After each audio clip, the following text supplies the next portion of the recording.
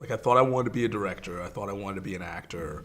But theater management was always interesting to me because I wanted to lead.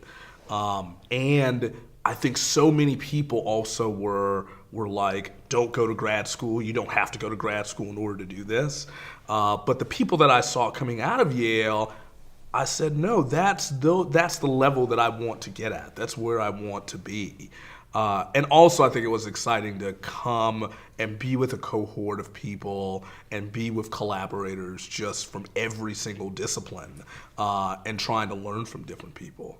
I was an actor before this and a supply chain consultant, which is a very interesting background. And then I produced a project and was like, oh, how can I combine these two things? But I didn't want to go get my MBA because I had a BBA. And I didn't want to go try to get an MFA in acting because I wanted to be more of a boss of my own life. I had thought for about 10 years that I would be a principal of a private school, and I'd been actually exclusively mentored to become the head of school at 2 different institutions, not to take over, but to be mentored to be that. And I was also a theater teacher during that time, and I ran small production companies for LGBTQ artists, and I did that as my after-hours job. And I was applying to graduate schools to become a head of school, and I was with my boss who was driving us along to go to a gala prep, and she pulled over on the side of the road, and she was like, Laurie, you should stop following that dream of becoming a principal. You should just go to the Yale School of Drama and study theater management. Because that's what, literally, she was like, because that's what I did. And I actually had no idea that you could go to school to study this.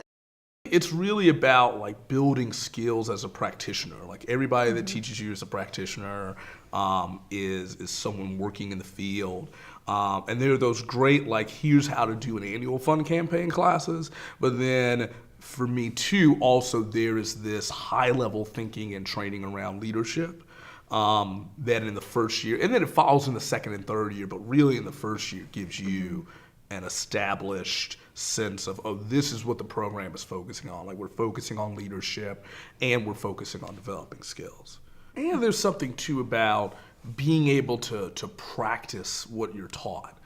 Having moments where you go back into leadership or into managing people and you think, oh, maybe I can take this tool that I learned and try it out.